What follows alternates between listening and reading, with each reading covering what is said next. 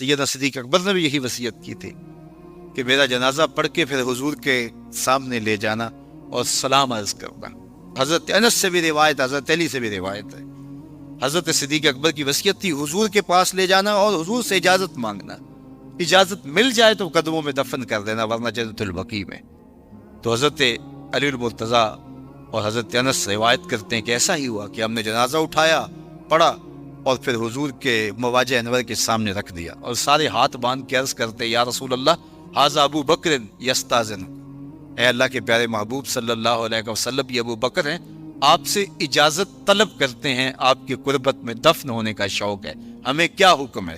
تو اس وقت حجرہ عائشہ تھا، یہ گنبد خضرا نہیں بنا ہوا تھا، صرف حجرہ تھا، اس کو تالا لگا تھا، چابی حضرت عائشہ کے پاس ہوا کرتی تھی رضی اللہ تعالی عنہ، تو تالا لگا ہوا تھا اور لوگوں نے رکھ کے یہ عرض کیا، تو پھر کیا ہوا کہ وہ تالا خود بخود کھلا، پھر کنڈی بھی خود بخود کھلی، اور پھر جو دروازہ تھا وہ خود بخود کھلا اور اندر سے آواز آئی اوصل الحبیب الی الحبیب لان الحبیب الی الحبیب مشتاق، یار کو یار سے ملا دو، یار تو پہلے یار کا انتظار کر رہا۔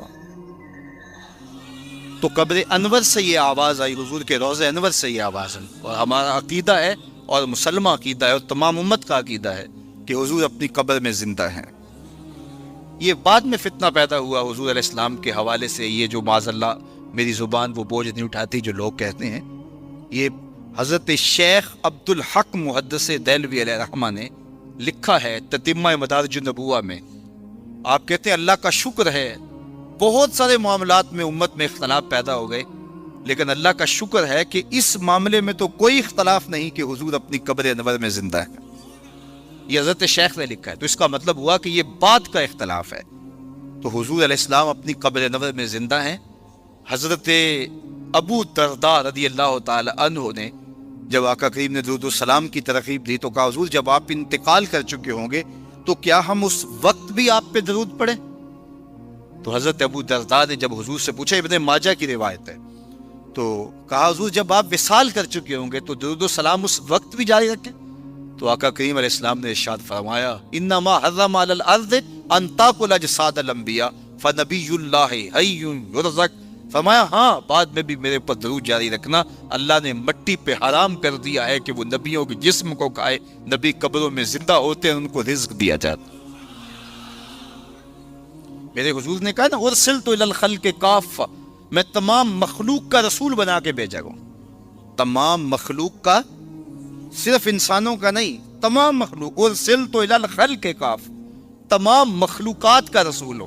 تو حضور مٹی کے بھی رسول ہیں، تو کیا مٹی اپنے رسول کو کھا جائے گی؟ یہ کیسے ہو سکتا ہے؟ تو مٹی کے اوپر حرام ہے، یہ لفظ ہے انما حرم علی الارض ان تاکل اجساد الانبیاء، اللہ نے مٹی پر حرام کر دیا کہ وہ نبیوں کے جسم کو کھائے۔ فنبی اللہ حی یرزق، یہ سیاستہ کی روایت پڑھ رہا ہوں، نبی اپنی قبروں میں زندہ ہوتے ہیں، انہیں رزق بھی دیا جاتا۔ سلسل باقی رہے، اللہ آپ کو جزا دے، آپ کے جذبے کو سلامت رکھے، اور باقی بھی جتنوں کے سینوں میں نعرے مچل رہے ہیں تو اللہ ان کو بھی سلامت رہے، اور انشاءاللہ آگے میلاد کے جلوس ہوں گے تو آپ عقیدتوں کا اظہار جی بھر کے کیجئے گا۔ تو میرے پاس صرف 35 منٹ ہیں اور میں نے آگے بڑھنا ہے، تو میں آپ کی توجہ آپ اپنی جانب چاہوں گا۔ تو بات کر رہا تھا کہ اللہ کی رحمتوں سے کوئی بعید نہیں کہ آج کی مجلس بھی قبول کر لی جائے، اور اللہ فرشتوں سے کہے کہ دیکھو 1500 برس بیت گئے ہیں، یہ آج بھی بیٹھ کے اس نعمت کا شکرانہ ادا کر رہے ہیں، اور آج کی مجلس اس کی بارگاہ میں قبول کر لی جائے۔ باقی جہاں تک حضور کی صورت میں عطا کردہ انعام خداوندی کے شکرانے کی بات ہے، تو یہ ایک دوپہر کی محفل میلاد کیا، ساری زندگی حضور کے نام لگا دے، حق کے شکر پھر بھی ادا نہ ہو۔ ہمارے بدن پہ اتنے بال نہیں ہیں جتنے رسول اللہ کے احسانات ہیں، ہمارا بال بال قرض رسالت میں جکڑا ہوا ہے۔ خدا شناسی تو بڑی دور کی بات ہے، ہم خود شناس بھی نہ ہوتے اگر حضور تشریف نہ لاتے، ہمیں یہ بھی نہ پتا ہوتا کہ ہم کون ہیں۔ اور مجھے بتاؤ جس کو یہ بھی معلوم نہ ہو کہ میں کون ہوں، اس کے پلے ہوتا کیا ہے؟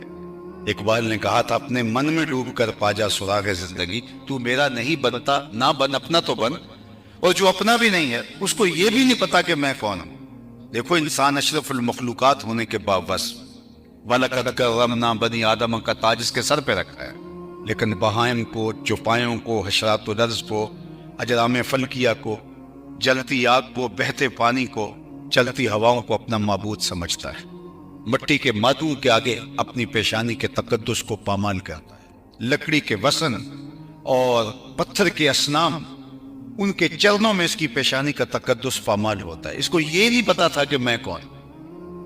जो इंसान की खिदमत के लिए, जरूरत के लिए, नौकरी के लिए चीजें बनाई गई हैं, ये उनको खुदा समझ बैठा। इंसान की तारीख तो इतनी शर्मनाक है, ये मछली पकड़ने के लिए कांटे के साथ जो केचवा लगाया जाता है, किसी जमाने में ये भी इंसान का माबूद है।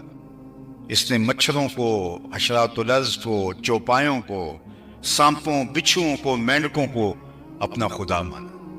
दरख्तों को, पीपल और बरगद के अशजार को इसने अपना खुदा माना।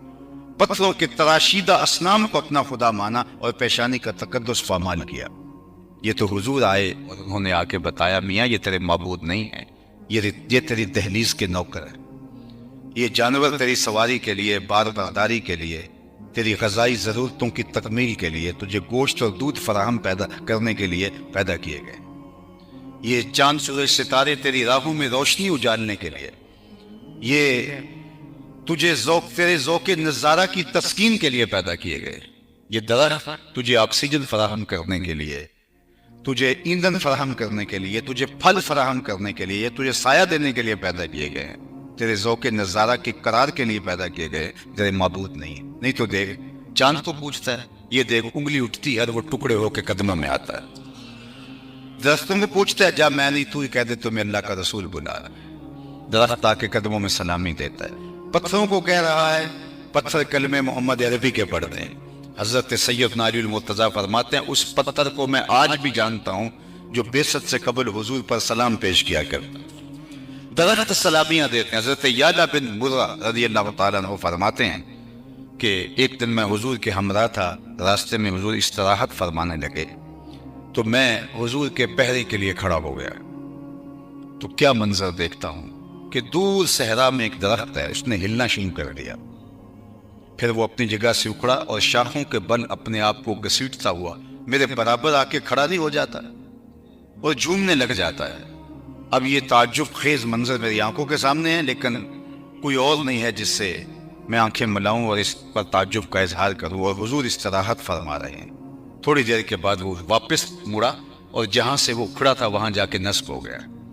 हुजूर अलैहिस्सलाम बेदार हुए तो मैं सलाम अर्ज करने के बाद पहली बात यही की, हुजूर वो जो सामने दरख्त सहरा में है, थोड़ी देर कबल ये अपनी जगह से उखड़ा था, शाफी के बल अपने आप को घसीटता हुआ यहाँ आया, खड़ा रहा, झूमता रहा, फिर वापस चला गया। आका करीम ने नहीं कहा कि मियाँ मैं तो सोया था, तफसील बताओ। फरमाया, हाज़िही शजरतुन इस्ताज़नत रब्बहा, ये दरख्त है जिसने रब से इज़्ज़न तलब किया था। महबूब तेरा, या अल्लाह तेरा महबूब नेड़े आया है, सलाम ना कर रहा हूँ। फ़अज़िन लहा, तो इसको इजाज़त दे दी गई, ये मुझे सलाम करने के लिए हाजिर हुआ था। दरख्त सलामियाँ पेश करें। हज़रत अब्दुल्ला इब्न अब्बास कहते हैं कि एक बद्दू आ गया और कहा कि मैं आप पर ईमान तब लाऊंगा अगर ये खजूर के पके हुए खोशे आपकी नबूवत की गवाही दे। तो फरमाया तब तो मान जाएगा। उसने कहा इनकार का रास्ता ही नहीं होगा। आका ने इशारा किया, वो टूट के कदमों में आ गए, हुजूर की रसालत की गवाही दी। अब उन टूटी हुई खजूरों को उसी देहाती की गोद में डाल देते, उसके झोली में डाल देते, वो जाके ख़ानदान में बांटता इस खुशी में कि मुझे ईमान का नूर नसीब हुआ, या सहाबा को बांट देते। सारी ज़िंदगी फ़ख्र करते कि मोजज़े से टूटी हुई खजूरें खाई थी। लेकिन हुजूर ने उन खजूरों से मुखातब हो करके कहा कि तुम्हें जिस काम के लिए बुलाया था वो काम हो गया, अब वापस जाके शाद से जुड़ भी जाओ। सिर्फ तोड़ना नहीं जानते, जोड़ना भी जानते। चांद को तोड़ा नहीं, चांद को जोड़ा भी है। और किसी ने कहा था, चांद को तोड़ के जोड़ने वाले हम भी टूटी हुई तकदीर लिए बैठे। तो हुजूर अलैहिस्सलाम ने आके बताया, ये तेरे माबूद नहीं हैं, ये तेरी दहलीज के नौकर है। और पूरी कायनात का चरख इंसान के गिर्द घूम रहा है। ए तमाशा गा ए आलम रूए तू कुचा पहले तमाशा भी रवि, तू किधर घूम रहा है? ये पूरी कायनात का चरख तो तेरे लिए है। अब इंसान को समझ आई कि मैं कौन। अब उसका फहम, उसका जो है वो उसकी अक्लो खिरत, दानिश व बीनिश को नूर नसीब हुआ। اب اس کا لہجہ تبدیل ہو گیا. اللہ اکبر. اب وہ بولتا ہے ستاروں سے آگے جہاں اور بھی ہیں, ابھی عشق کے امتحان اور بھی ہیں. اب وہ بولتا کانپتا ہے دل تیرا اندیشہ طوفان سے کیا, نا خدا تو بحر تو کشتی بھی تو ساحل بھی تو. یہ وہی انسان ہے جو پتھروں کو پوچھتا تھا. یہ وہی انسان ہے جو درختوں کو معبود مانتا تھا, مٹی کے بنے ہوئے معدوم کے آگے اپنی پیشانی کے تقدس کو پامال کرتا تھا. اب وہی بول رہا ہے کانپتا ہے دل تیرا اندیشہ طوفان سے کیا, نا خدا تو بحر تو کشتی بھی تو ساحل بھی تو. دیکھ آ کر کچھ آئے جا کے گرے وا میں کبھی, کیس تو لیلا بھی تو صحرا بھی تو محمل بھی تو. ناکامی کے تاج ساکی ہو گیا, میں بھی تو مینا بھی تو مستی بھی تو حاصل بھی تو. آہ کس کی جستجو آوارہ رکھتی ہے تجھے, راہ تو راہ رو بھی تو راہبر بھی تو منزل بھی تو. بے خبر تو جوہر آئینہ ایام ہے, تو زمانے میں خدا کا آخری پیغام ہے. اب یہ خلیفۃ الارض, زمین کے اوپر اللہ کا نائب ہے, اور یہ کسی کو خاطر میں نہیں لگتا. پیشانی فرشتوں کی بھی حضرت انسان کے آگے خم ہوتی ہے, اس کو اپنے مقام سے آگہی ہوتی ہے. اب یہ بولتا ہے پرے اے چرخ نیلی فام سے منزل مسلمان کی, ستارے جس کی گرتے راہوں وہ کارواں تو ہے. اسے اب پتا چلا کہ میں کون ہوں. تو راز کن فقاں ہے, اپنی آنکھوں پر عیاں ہو جا, خودی کا رازداں ہو جا, خدا کا ترجمہ ہو جا, خودی میں ڈوب جا غافل, یہ سر زندگانی ہے. نکل کر حلقہ شام و سحر سے جاوداں ہو جا, مسافے زندگی میں سیرت فولاد پیدا کر, شبستان محبت میں حریر و پرنیاں ہو جا. گزر جا بن کے سیل تند رو کوہ بیاباں سے, گلستہ راہ میں آئے تو جوئے نغمہ ہاں ہو جا. تیرے علم و محبت کی نہیں ہے انتہا کوئی, نہیں ہے تجھ سے بڑھ کر ساز فطرت میں نوا کوئی. اس کو اب پتا چلا, آنکھیں کھلی, خود سے ملاقات ہوئی تو حضور کی دہلیز پہ آ کے.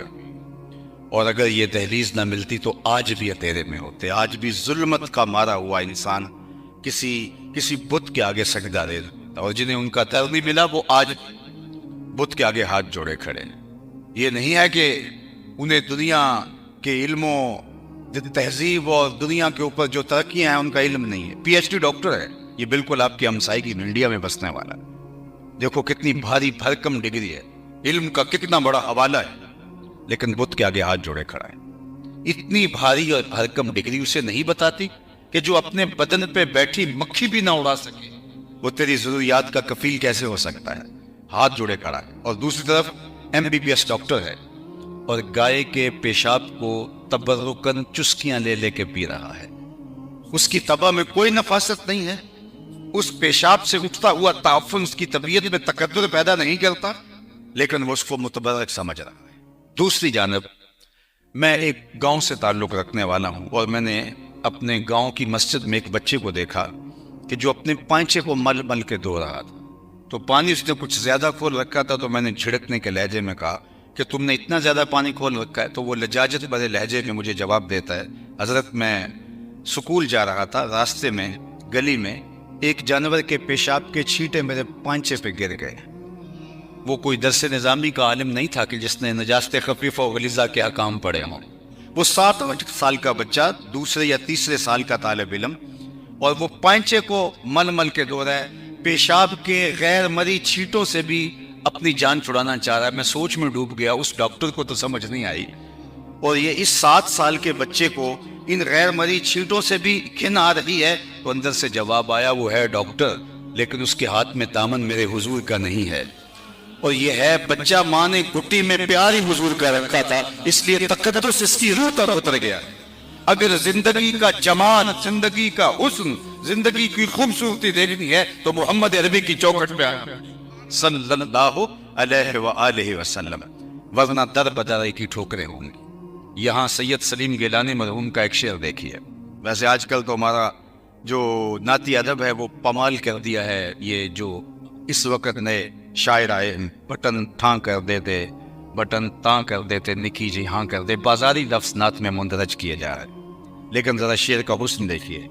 نہ خرد کی روشنی تھی نہ جنوں کی آگہی تھی, نہ خرد کی روشنی تھی نہ جنوں کی آگہی تھی, تیری رہبری سے پہلے یہ جہاں جہاں نہیں تھا, تیری رہبری سے پہلے یہ جہاں جہاں نہیں تھا, تیرے آستاں سے پہلے کوئی آستان نہیں تھا، میں وہ زمین تھی جس کا کوئی آسمان نہیں۔ زندگی کا سارا جمال، زندگی کا سارا حسن زمانے کو ملا ہے تو میلاد والے رسول کی چوکٹ ہو۔ اگر یہ درد نہ ہوتا تو رسوائیاں مقدر ہوتی، اور آج بھی انسانیت کا بھٹکا ہوا قافلہ ذرا تصور تو کرے کہاں ہوتا۔ جو باپ بیٹی کو اپنے ہاتھوں سے زندہ درگور کر دیتا ہے اور معاشرہ اس کو اس پہ داد دیتا ہے کہ تو نے اپنی پگڑی کا کلس نیچا ہونے سے بچا لیا ہے۔ ظلم آج بھی ہوتے ہیں، جبر آج بھی ہوتا ہے، لیکن مجرم منہ چھپاتا ہے۔ لیکن کیسا بڑا جرم تھا، اور سینہ تان کے باپ اس پہ فخر و مباحات کرتا تھا کہ میں نے اپنی آبرو بچا لی، اور وہ ظالمانہ سماج اس پر بھی اسے داد دیتا۔ پھر ایک آواز گونجی، اللہ اکبر۔ کوہ صحرا میں دنیا کے کونے کونے تک آواز پہنچی۔ آپ کو علماء تو علماء ہیں، آپ کو بھی عربی متن کے ساتھ بہت ساروں کو یاد ہوگی، لیکن اس کو صرف جو ہے وہ آپ محبت کے تناظر کے اندر ہی سنتے ہیں۔ ذرا ظالمانہ سماج کے خلاف جو کلمہ جہاد ہے اسی تناظر میں دیکھیں۔ جب بیٹیاں زندہ درگور ہوتی تھی، باپ اس پہ فخر کرتا تھا، آواز آتی ہے لوگوں سن لو، فاطمہ میرے جگر کا ٹکڑا ہے۔ اس ظالمانہ سماج کے خلاف یہ بلند آواز اٹھتی ہے، اور دنیا کو بتایا کہ بیٹیاں جو ہے وہ زندہ درگور کرنے کے قابل نہیں ہے، بلکہ حضور کے پاس جب سیدہ زہرا پاک ملنے آتی ہیں، حضور مسند پہ بیٹھاتے ہیں۔ اللہ اکبر، تکریم دیتے ہیں، دنیا کو بتایا کہ بیٹیاں کس عزت کے لائق ہوتی ہیں، کس وقار کے۔ بلکہ فرمایا جو دو بیٹیاں یا دو بہنیں خدا کی رضا کے لیے ان کا نکاح کرے، پروان چڑھائے اور نکاح کر دے، جنت میں وہ اس طرح میرے نیڑے ہوگا جس طرح یہ 2 انگلیاں قریب ہیں۔ تو ایک صاحب پوچھنے لگے، حضرت اگر کسی کی 2 بیٹیاں نہ ہوں، ایک ہو، تو میں اس کو بھی یہ اعزاز ملے گا۔ ذرا اس کے پیچھے دیکھیے، اس کی 2 بیٹیاں نہیں ہوں گی، ایک ہوگی۔ تو کہاں بیٹیاں زندہ درگور ہوتی ہیں، اور کہاں باپ آرزو کر رہا ہے کاش کہ میری بھی 2 بیٹیاں ہوتی۔ میں نے گجرانوالا کپڑا مارکیٹ میں ایک بوڑھے شخص کو اپنی کمر کے اوپر بورا لاد کے جاتے ہوئے دیکھا، تو میری شناسائی تھی، تو میں نے اس کو کہا کہ تم بوڑھے ہو گئے، اب چھوڑتے نہیں کام؟ تو مجھے اس کا لہجہ کبھی بھی نہیں بھولا۔ اس نے ایسے اگل شہادت والی کھڑی کی، کہا حضرت میری ابھی ایک بیٹی رہتی ہے جس کی میں نے شادی کر لیں گے۔ تو میں نے کہا کہ یہ باپ تو زندہ درگور کرتا تھا، آج یہ بڑھاپے کے اندر مزدوری کر رہا ہے۔ پردیس میں جا کے لوگ پتھر کوٹتے ہیں کہ ہم اپنی بہنوں کے ہاتھ پیلے کرنے ہیں، اپنی بیٹیوں کے ہاتھ پیلے کرنے ہیں، یہ تو زندہ درگور کرتے ہیں۔ ان کے سینے میں بیٹی کا پیار کس نے ڈالا؟ جواب آیا میلاد والے رسول نے۔ اور میاں تم اس بحث میں لگے ہو میلاد منانا چاہیے یا نہیں منانا چاہیے، ساری زندگی بھی باغ دو، حق کے شکر پھر بھی ادا کرو۔ اور یہ وہ ایک زمانے میں مال روڈ پہ خواتین نے وہ کتبے اٹھا کے جو ہے وہ اپنے حقوق کی بات کی تھی، اور پھر اب تو ایک لہر چل پڑی۔ تو ان زمانے میں ہمدرد آل کے اندر ہم ایک ماہانہ نشست کرتے تھے، تو میں نے کہا تم بھول گئی ہو، تم آج اسلام کے خلاف بغاوت میں اتر آئی ہو اور پردے کو بوجھ سمجھتی ہو، تم بھول گئی ہو، تمہارا تو وجود گوارا نہیں تھا۔ عورت تو گالی تھی، کس لوگوں نے کہا کہ از قبیل جن سے انسان سے نہیں ہے، ہم شکل ضرور ہے انسان کی، لیکن انسان کے بچوں کو جنم بھی دیتی ہے، پروان بھی چڑھاتی ہے، دودھ بھی پلاتی ہے، مگر انسان نہیں ہے۔ لیکن میرے حضور صلی اللہ علیہ وآلہ وسلم نے جو ہے وہ عورت کو وہ مقام دیا اور بیٹی کو اس مرتبے پہ رکھا۔ یارو، عورت کو بدی کا سر چشمہ قرار دیا گیا اور کہا گیا کہ خدا کے قرب کے راستے میں رکاوٹ عورت ہے، عورت کی موجودگی میں خدا کا قرب نصیب نہیں ہو سکتا۔ اور میرے حضور نے فرمایا کہ مجھے عائشہ کے بستر میں وہی اتر دی، تم رکاوٹ بناتے ہو۔ یہاں عورت کو تو عزت ہی میرے حضور صلی اللہ علیہ وآلہ وسلم نے دی ہے، میلاد والے رسول نے دی ہے۔ خواتین کا تو زیادہ حق ہے کہ وہ اپنے بچوں کو درود کی لوریاں دے، اور اپنے گھروں کے اندر صرف میلاد کے مہینے میں نہیں، ہر روز میلاد کریں اور ان کو بتائیں کہ یہ ساری عزتیں جو زمانے کو ملی ہیں یہ رسول اللہ کے صدقے سے نصیب۔ نہ خرد کی روشنی تھی، نہ جنوں کی آگہی تھی، تیری رہبری سے پہلے یہ جہاں جہاں نہیں۔ میں زنزبار میں گیا تو وہاں وہ جگہیں آج بھی موجود ہیں جہاں پوری دنیا سے غلام لا کے تو اس جزیرے میں باندھ دیے جاتے، پھر جہازوں میں بھر بھر کے وہاں منڈی لگتی تھی اور لوگ جو ہے وہ پوری دنیا کے اوپر غلاموں کو سپلائی کیا جاتا تھا۔ تو آج وہاں غلام نہیں ہے، لیکن وہاں جا کے آج بھی ان جگہوں کو دیکھ کے رونگٹے کھڑے ہوتے ہیں۔ یہ وہ جگہ تھی جہاں غلاموں کو یوں بیچا جاتا تھا، کبھی آپ منڈی مویشیاں میں گئے ہیں، عید کے موقع پہ قربانی کا جانور دینے کے لیے ضرور جاتے تو آپ نے دیکھا ہوگا کس طرح جانوروں کی کمر کے بول کے دیکھی جاتی ہے، اس کے وزن کا اندازہ کریں، اس کا منہ کھول کے دیکھا جاتا ہے، دانت دیکھیں اور اندازہ کریں کہ عمر کیا ہے۔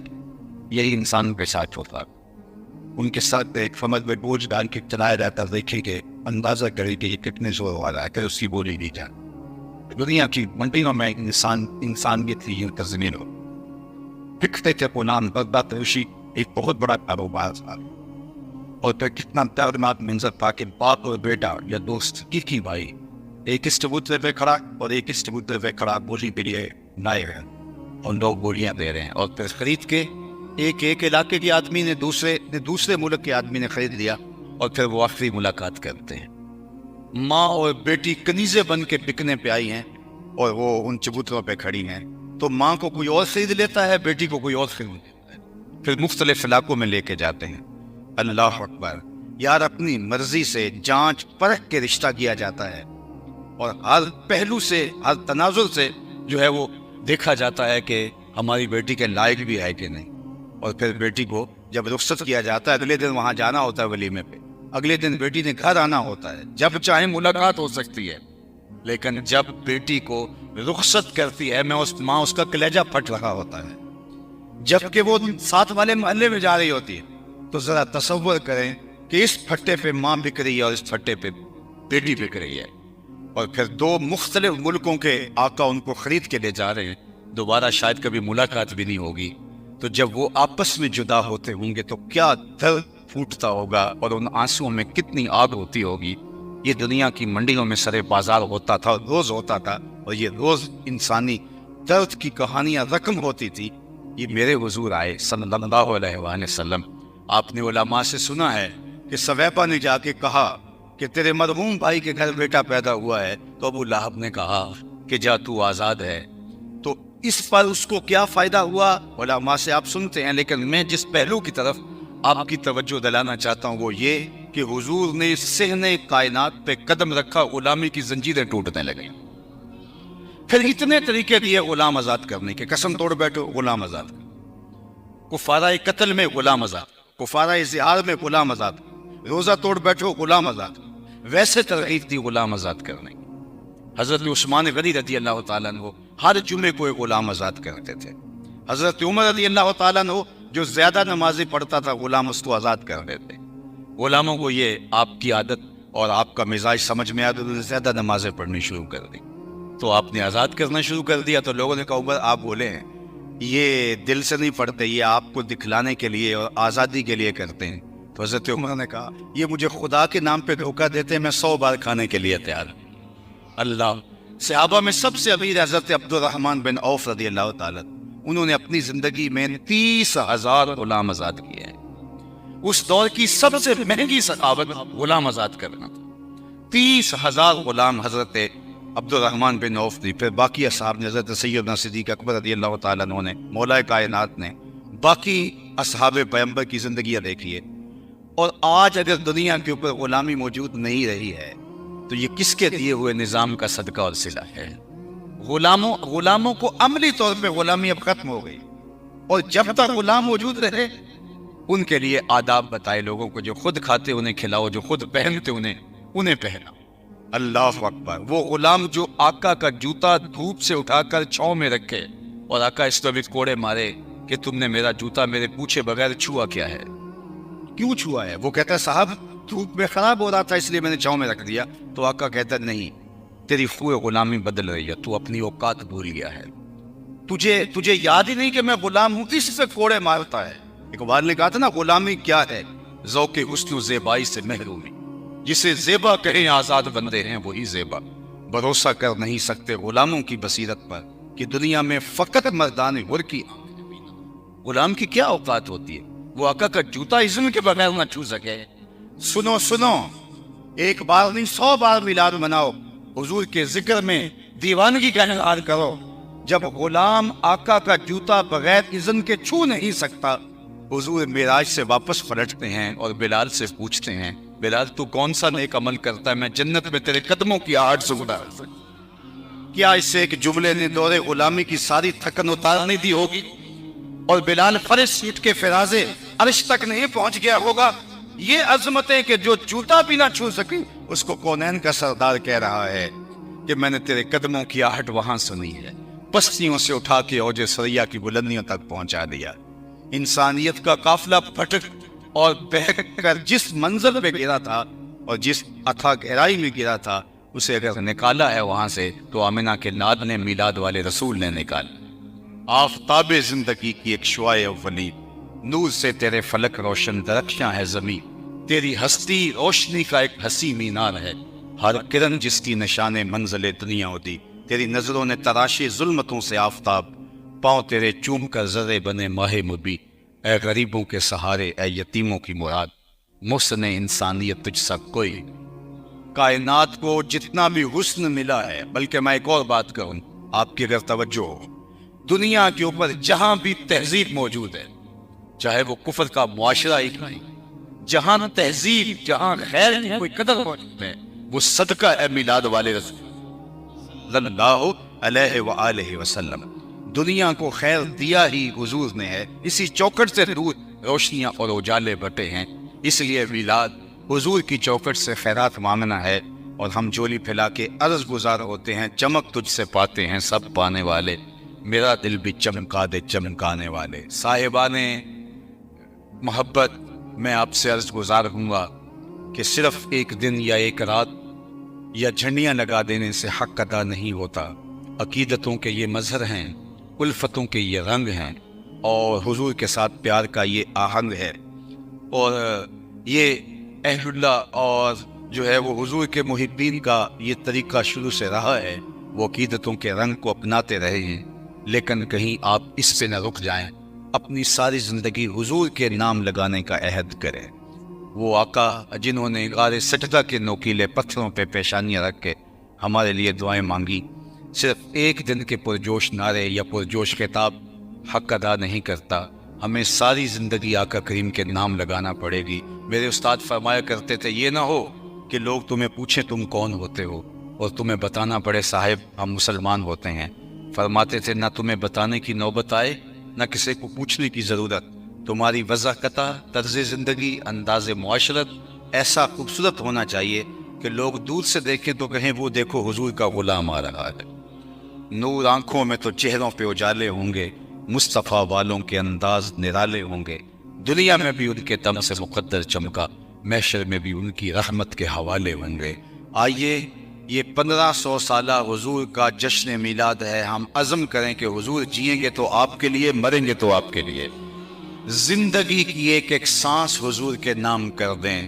بلکہ مجھے بڑی دیر کے بعد نازش قادری مرحوم کا شعر یاد آیا کہ کیا انہوں نے محبت کے جو ہے وہ انداز کو بیان کیا ہے. مسے خام تو اس طرح سے کندن کر, ہے مسے خام تو اس طرح سے کندن کر لو, دل کو یاد شہ کونین کا مسکن کر لو, دل کو یاد شہ کونین کا مسکن کر لو. سبز گنبد سے یوں تعلق بناؤ نازش, روح بھی اپنی ہرے رنگ سے روغن کر. ان کا طرز زندگی, ان کا بتایا ہوا طریقہ, اس کے مطابق دور سے دکھائی دیں کہ ہم حضور کے غلام ہیں. بشر الکیفی لقائل حبیب امام سیوطی کی ہے, تو اس میں ایک واقعہ لائے ہیں کہ حضور علیہ السلام کی مبارک داڑھی اور سر انور میں کل 18 سے 22 تک سفید بال تھے. کسی کی سیرت بھی ایسی محفوظ نہیں, اور کسی کی جو ہے وہ شمائل اور کسی کی صورت بھی ایسی بیان نہیں فرمائی گئی جیسے آمنہ کے لال کی سیرت اور صورت بیان. حضور سرخ مہندی سے ان بالوں کو وسمہ کیا کر, اور ایک حضور کا عاشق تھا, اس کی بات داڑھی میں کچھ بال آئے تو اس نے بھی ان کو سرخ مہندی سے وسمہ کرنا شروع کیا. خیر انتقال ہو گیا تو نکیرین آئے, تو ایک نے پوچھا من ربو کا, تو دوسرے نے بازو سے پکڑ کے کہا اس سے پوچھتا ہے, اس کی داڑھی میں اسلام کا نور چمک رہا ہے. تو میں اور آپ, ہمارا نقشہ, ہماری وضاحت, طرز زندگی, انداز زیست یہ بتائے ہم حضور کے غلام. کسی کو پوچھنا نہ پڑے. یار کسی سکھ کے بارے میں کبھی پوچھنا پڑا ہے کہ یہ سکھ ہے؟ اس نے اپنے گرو کو ایسا مانا ہے. حضرت کرما والے فرمایا کرتے تھے یار ذرا سکھوں سے ہی جو ہے وہ نصیحت حاصل کر لو, انہوں نے کس طرح اپنے گرو کو مانا ہے. دور سے پہچانا جاتا ہے یہ کس کا چیلا ہے. تو حضور کے غلاموں کو بھی حضور علیہ السلام کے بتائے ہوئے طریقے پر، حضور علیہ السلام کے انداز حیات پر ایسے عمل کرنا چاہیے، دور سے پتہ چلے یہ حضور کا غلام آ رہا ہے، حضور کا عاشق آ رہا ہے۔ تو آئیے اپنی زندگی کو حضور کے نام لگائیں، اور یہی میلاد کا پیغام ہے، اور میلاد کے اندر ہم یہی سیکھتے ہیں، سر سے لے کر پاؤں تک ہمارا طرز زندگی اور ہمارے شمائل، ہمارا نقشہ، ہماری صورت حضور علیہ السلام کی بتائی ہوئی تعلیمات کے عکس بھی ہو۔ میرے حضرت کا ایک شعر ہے، یاری لا تو پاک نبی سنگ اے پر پوری یاری، یاری لا تو پاک نبی سنگ اے پر پوری یاری، پھر درود قبول ہے تیرا لکھ نہ لو ایک واری، پھر درود قبول ہے تیرا لکھ نہ لو ایک واری۔ اللہ ہمیں حضور کی راہوں کا مسافر رکھے اور اپنی خاص عنایتوں کا حظ وافر دے۔ وآخر دعوانا ان الحمد للہ۔